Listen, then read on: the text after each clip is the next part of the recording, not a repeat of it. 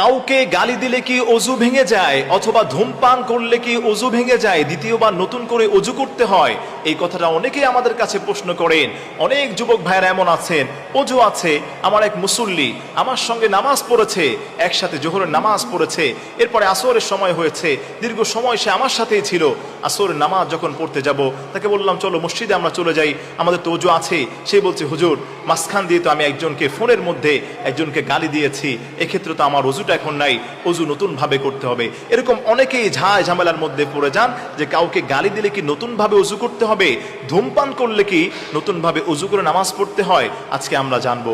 তবে প্রিয় ভাইয়েরা, প্রথমেই আমাদেরকে জানতে হবে যে অজু ভাঙার যে কারণগুলো রয়েছে, কোরআন হাদিস আমরা যে জাস্টিফাই করলে যে কারণগুলো পেয়ে যাই, সেই কারণগুলো আগে আমরা জানার চেষ্টা করি। কোরআন এবং হাদিস পর্যবেক্ষণ করলে আমরা অজু ভাঙার যে কারণ রয়েছে এর মধ্যে বেশ কিছু কারণ আমরা পেয়ে যাই। আসলে আমরা জেনে নেই। 1 নম্বর হচ্ছে পায়খানা অথবা পেশাবের রাস্তা দিয়ে যদি কারো কোনো কিছু বের হয়, এটা আপনার বায়ু বের হতে পারে, পেশাব করতে পারেন, টয়লেট করতে পারেন, এর ফলে আপনার অজুটা ভেঙে যাবে।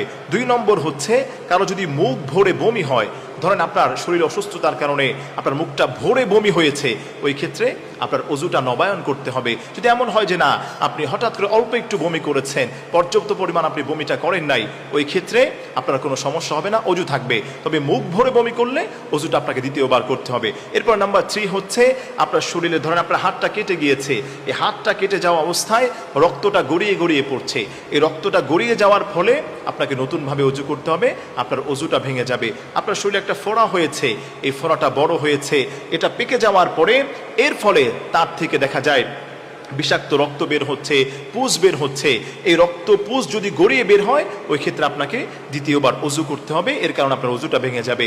এরপর নাম্বার 4 হলো, আপনি যদি এমন হন হঠাৎ করে ঘুমিয়ে গিয়েছেন, এই ঘুমিয়ে যাওয়ার ফলে অজু থাকা অবস্থায় ঘুমিয়ে গিয়েছেন, এই ঘুমানোর কারণে আপনার অজুটা ভেঙে যাবে, দ্বিতীয়বার অজু আপনাকে করতে হবে। এরপর নাম্বার 5 হলো পাগল, মাতাল এবং অচেতন হয়ে যাওয়া। আপনি যদি এমন হয় অজু থাকা অবস্থায় আপনি ভালো ছিলেন, অজু থাকা অবস্থায় হঠাৎ করেই আপনার মধ্যে একটা পাগলামি ভাব এসেছে, আপনার মাতাল মাতাল একটা ভাব এসেছে, ওই সময়টাতে আপনি কি করবেন?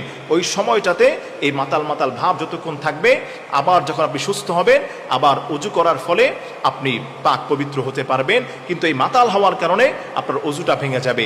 এরপরে আসেন, আপনি যদি নামাজের মধ্যে উচ্চচরে হাসাহাসি করেন, নফল নামাজ হোক, একাকী নামাজ হোক, জামাতে নামাজ হোক, হঠাৎ করেই কোনো কিছু আপনার মনে এসেছে, কিছু আপনি মনের মধ্যে ধারণ করলেন, এর ফলে যদি আপনি দাঁত বের করে অট্ট হাসি দেন, এর ফলে আপনার অজুটা ভেঙে যাবে। এই কিছু আলামত বা সিমটম